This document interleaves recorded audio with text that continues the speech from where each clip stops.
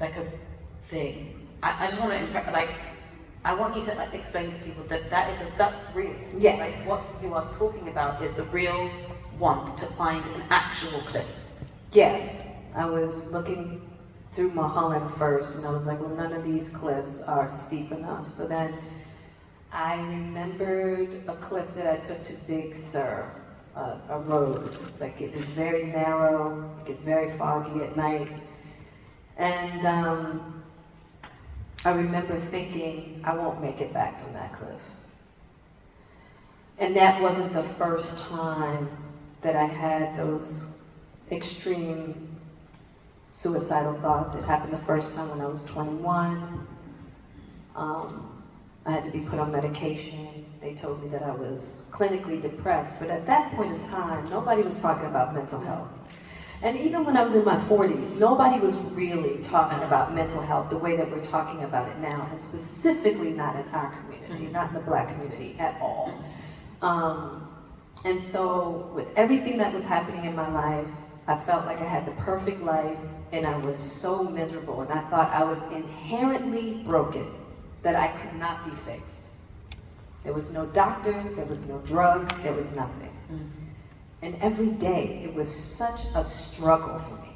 You said you were just trying to make it to 4 p.m. I was just trying to make it to 4 p.m. If I could make it to 4 p.m., I was like, okay, you might have it to make it another day.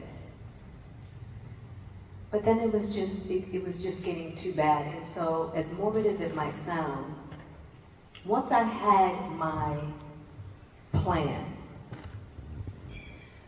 it put me at ease a bit, that I could at least have oxygen for another 2 weeks. You know, you just never know how long that'll last you, right? And so I was in the kitchen, and I wanted it to look like an accident because I didn't want my kids to think that I had committed suicide, so it had to look like an accident.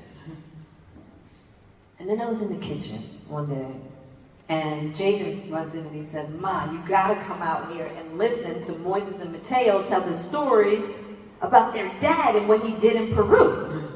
Because he knows I'm a singer, right? And so I go into the kitchen, I go into the living room, and they're telling me about their father and how he'd gone to Peru to do this medicine called ayahuasca. And I'm like, "Is your dad in town?" And they're like, "Yeah." I'm like, "Can he get over here? I need to talk to him." And as soon as he walked in the door, he looked totally different. He was just like this bright light. And I said, "Tell me about Peru." And he told me about it, and I was like, I need that. And the universe within a month opened up. Ayahuasca ceremony for me. And I had 4 nights, excruciating nights, but I left that ceremony and I never thought about killing myself ever again.